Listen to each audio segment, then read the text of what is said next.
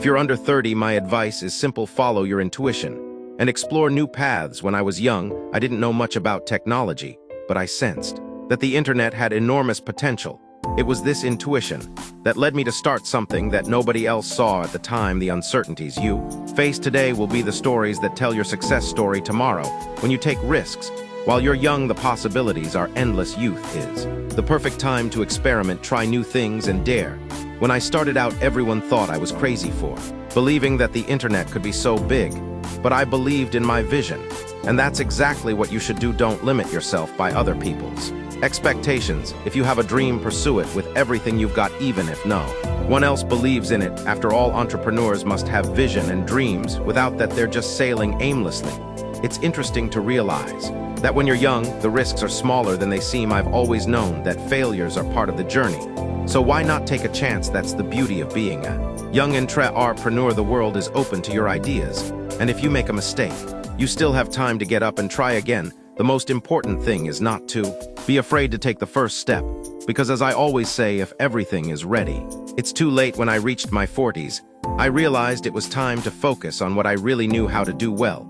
But before that, I needed to explore, experiment, and discover where my true abilities lay. This process of discovery only happens when you allow yourself to make mistakes and learn. So, while you're young, don't waste the opportunity to discover new talents, new passions, and perhaps even a new purpose. Remember, youth passes quickly, but the lessons you learn from taking risks and following your intuition will stay with you forever. Don't wait for the right moment to come along.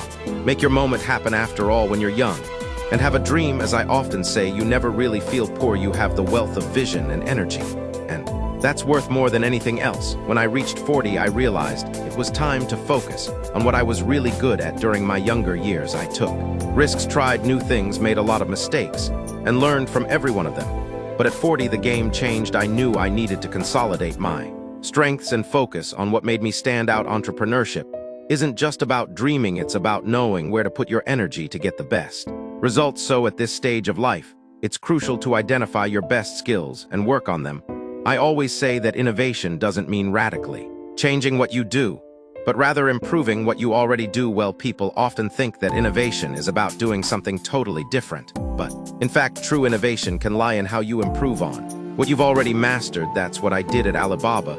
We didn't start with a revolutionary idea, but with something simple that became bigger as we perfected our operations and strategies. At 40, you should avoid the risks and instead focus on expanding what you already do best. In my case, I realized that our greatest asset was helping small businesses grow, and that was the focus I put all my attention on. If you want to keep growing at this stage of life, you don't have to change everything, but refine and strengthen the skills you already have. If you want to catch the rabbit, as I often say, don't change the rabbit, chain yourself. This phase was also the time when I understood the importance of delegating.